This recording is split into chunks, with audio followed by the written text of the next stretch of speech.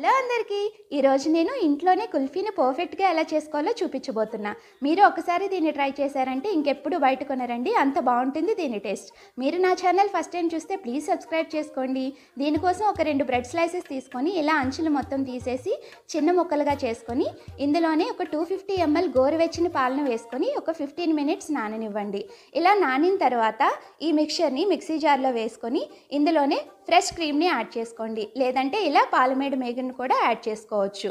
ఇందులో స్వీట్నెస్ కోసం నేను కండెన్స్డ్ మిల్క్ వాడుతున్నా, మీ దగ్గర అవైలబుల్ లేకపోతే షుగర్ వేసుకోండి. ఇందులోనే వెనిలా ఎసెన్స్ లేదా యాలకుల పౌడర్ కొద్దిగా వేసుకొని మొత్తం ఫైన్గా మిక్స్ చేసుకోవాలి.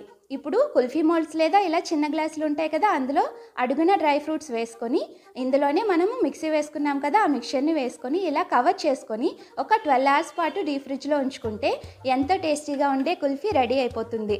చూసారా ఎంత పర్ఫెక్ట్గా వచ్చిందో? మీరు కూడా ట్రై చేయండి, ఎలా వచ్చిందో కామెంట్ చేయండి.